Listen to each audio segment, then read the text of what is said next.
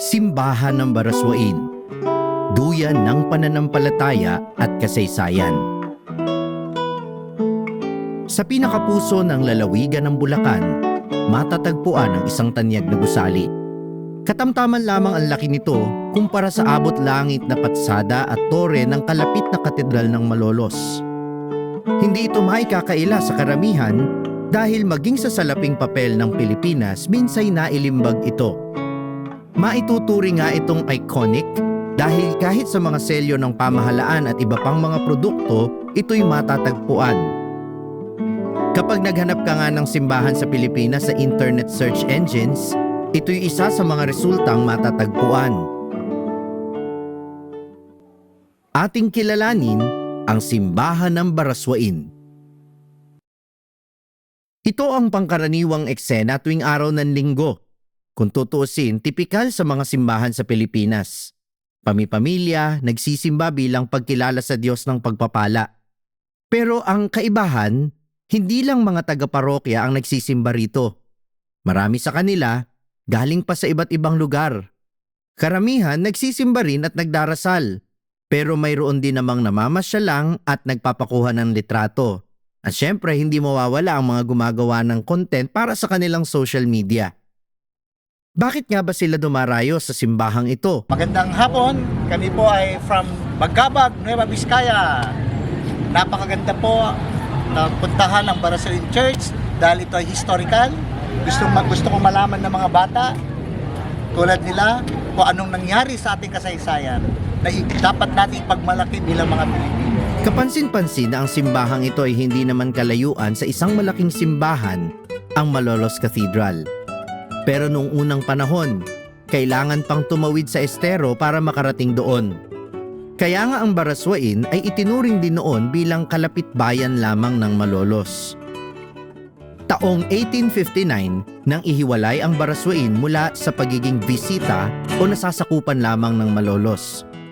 Unang araw ng Hunyo ng taon ding iyon, itinalaga ang Baraswain bilang parokya ng Nuestra Señora del Carmen at tinirang si Padre Francisco Ariola bilang unang kura paroko nito.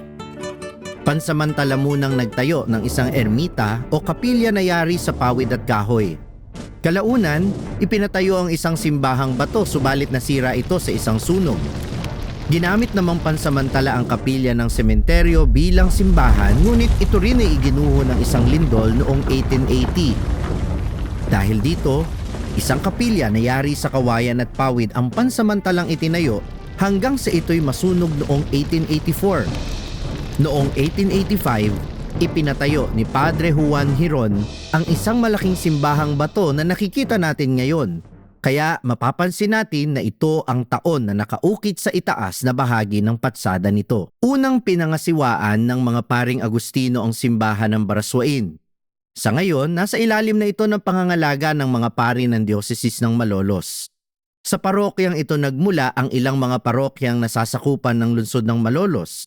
Kaya nga hindi maikakaila ang dami ng mga kaluluwa na kinanlong ng simbahan ng Baraswain sa kanyang mga bisig mula noon hanggang ngayon. Bilang dambana ng pananampalataya, patuloy itong nagiging daluyan ng biyaya ng Diyos.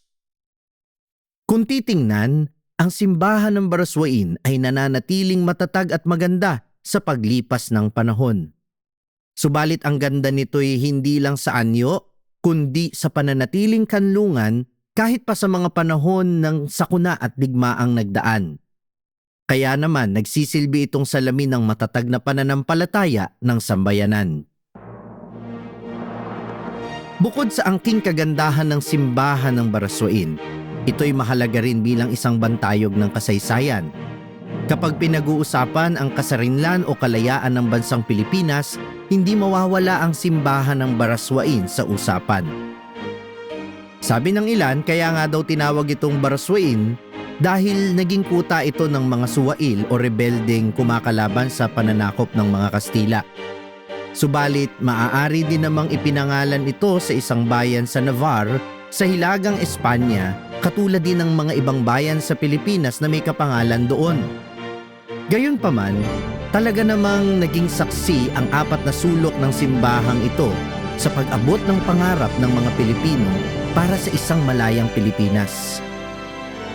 Matapos ang mga matagumpay na himagsikan sa iba't ibang bahagi ng Pilipinas, pinasinayaan noong ika-15 ng Setyembre 1898 ang unang kongreso o ang Malolos Congress sa simbahan ng Baraswain. Noong ika-23 ng Enero 1899 naman, pinasinayaan dito ang unang Republika ng Pilipinas at nanumpa bilang Pangulo nito si General Emilio Aguinaldo. Samantala, noong ika-19 ng Oktubre 1899, inilunsad ang isang paaralan, ang Literaria Scientifica Universidad de Filipinas, sa lumang kumbento ng Baraswain. Kaya naman noong unang araw ng Agosto 1973, idineklara ang simbahan ng Baraswain bilang isang pangunahing pook pangkasaysayan o National Historical Landmark sa bisa ng Presidential Decree No. 260 dahil sa kahalagahan ng lugar na ito. Dahil dito, nasa pamamahala rin ng National Historical Commission of the Philippines o NHCP ang simbahang ito sa kasalukuyan. Bilang pagkilala sa mahalagang pitak ng kasaysayan na naganap sa Baraswain, dito pinili ng dating Pangulong Joseph Estrada na manumpa sa pagsisimula ng kanyang panunungkulan noong 1998. Nakaalinsabay din ang pagdiriwang noon ng unang sentenaryo ng kasarinlan ng Pilipinas. Noong 2024 naman, ang kasalukuyang Pangulo Ferdinand Marcos Jr. ang siyang nanguna sa pagdiriwang ng ika-125 anibersaryo ng pagtatatag ng unang republika. Saksi ang simbahan ng Baraswain sa mga bulong ng tahimik na panalangin.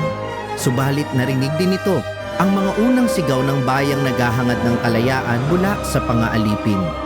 Kaya hanggang ngayon, bukas ang mga pinto ng sinaunang simbahang ito upang tanggapin ang lahat ng naghahangad ng kapanatagan ng kalooban at kalayaan para sa ating bayan. Maaring wala na nga ang mga dayuhan at may sarili na tayong pamahalaan, subalit maaari pa rin tayong maalipin sa kasalanan na nagsasadlak sa bayan mula sa tunay na kaunlaran. Kaya naman, sa puso ng simbahan ng Baraswain, naroon ang Panginoong Hesus sa Santissimo Sacramento. Siya ang ulo ng simbahan at hari ng kasaysayan. Tinatanggap niya ang lahat, bisita, turista o peregrinong mananampalataya. Kaya bukod sa pagkamangha sa ganda at kasaysayan ng mababakas sa simbahang ito, inaanyayahan ng lahat na manalangin. Ipagpasalamat natin ang biyaya ng kasarinlan at kaunlaran ng bayan. Hilingin natin na patuloy na maging mabuti ang mga pinuno at mamamayan ng ating bayan. Huwag nawang masayang ang pangarap ng mga bayani na dito'y sinimulan. Ito ang simbahan ng Baraswain, dambana ng pananampalataya, bantayog ng kasaysayan. Ako po si Monsignor Domingo Meneses Salonga, ang Cura Paroko ng Nuestra Señora del Carmen dito sa Baraswain, Malolos City. Taos-puso po kayong tinatanggap namin sa aming parokya.